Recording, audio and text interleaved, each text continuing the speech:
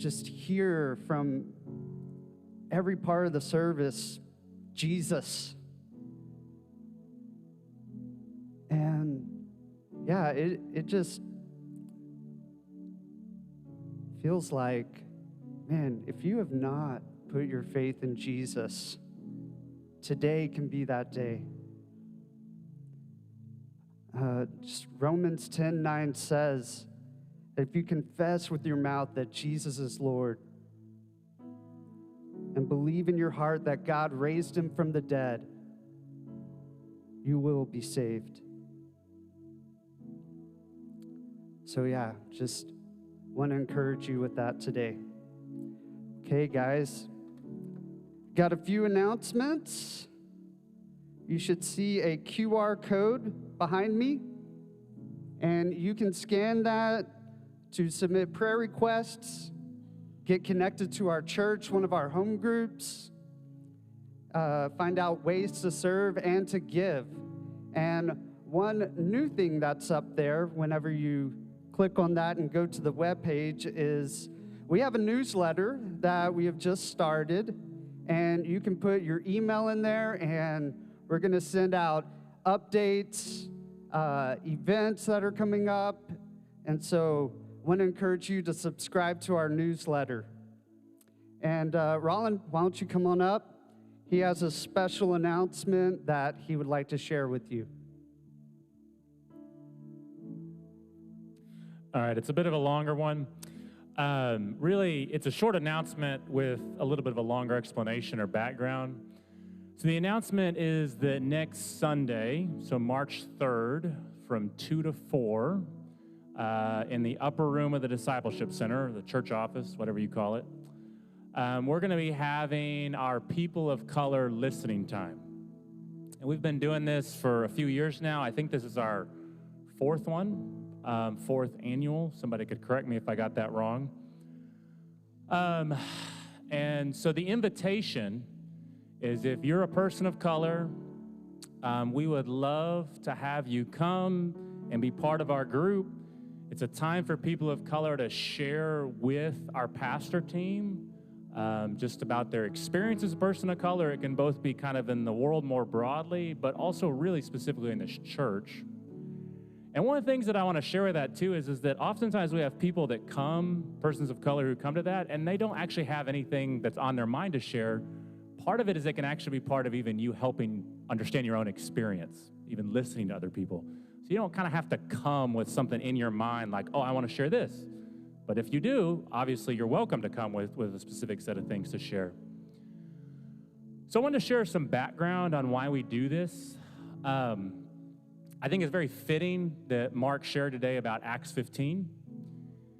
And the New Testament, both in terms of the book of Acts, and then actually all throughout the epistles or the letters from the apostles to the churches, you see this constant challenge of diversity and oneness.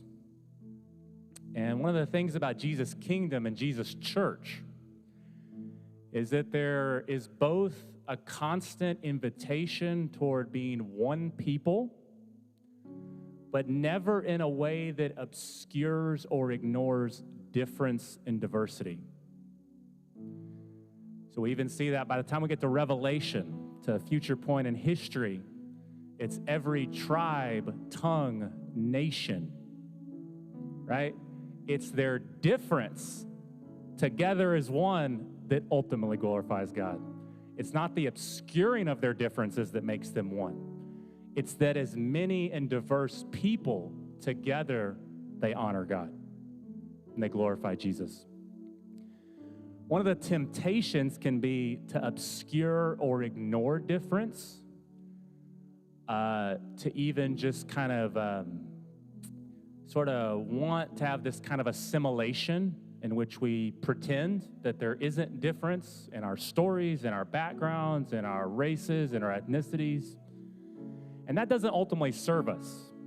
It can kind of feel like it serves us, but it doesn't actually ultimately serve us. What serves us is to acknowledge it, to not be scared of it, to acknowledge it, to talk about it. And there's a number of vehicles we have in our church to do that.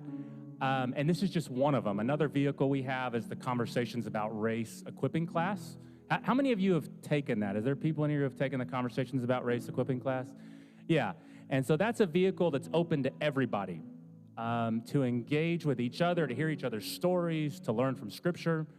But then another vehicle is this once a year People of Color listening time, which is particularly meant to serve people of color and to serve the pastors. And so it is a limited invitation. Part of the idea is we don't want to have spectators. Everybody who's there is actually part of the conversation. And so we do this as part, not of responding to our culture, not of just trying to be, I don't know, cool. I don't know if it'd be cool or not.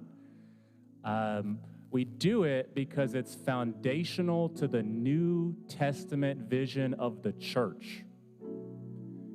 And it's honoring the reality of difference working into oneness in a way that doesn't obscure or ignore that difference. And it also is acknowledging the reality that we're a majority white church and we're a majority white pastor team. And that's not bad. There's nothing wrong with that. It just means that without realizing it, we can kind of be oblivious. And I had been in this church 14 years and in leadership in this church 14 years. And the first time we had a People of Color listening time, my mind was blown. I realized I have been oblivious. There are things, very real things going on here that I am totally out of touch with. And I needed that. And I continue to need that. And we continue to need that. We as a pastor team need it. And like I said, within our broader church body, we need to lean into that. So the People of Color listening time is a context for our pastor team to lean into that. The Conversations About Race class is a context for our whole church to lean into it. Say again, if you are a person of color, you are invited to the People of Color listening time next Sunday, 2 to 4 p.m. in the upper room, the Discipleship Center. Thanks. Man, thanks, Rollin. So a few more announcements. Next Sunday, there will be a leadership training informational event. If you want to hear more information about our leadership training program in Estes Park, Colorado this summer, hear stories, ask questions, bring your lunch to the church office after church, and find out more. And s'mores will be provided. Next week, it's going to be our Common Prayer Sunday. We are doing those the first Sunday of every month. And hey, with the QR code, we would like for you to give us feedback on our new Sunday morning format. So thanks so much, everyone, for coming. You're dismissed.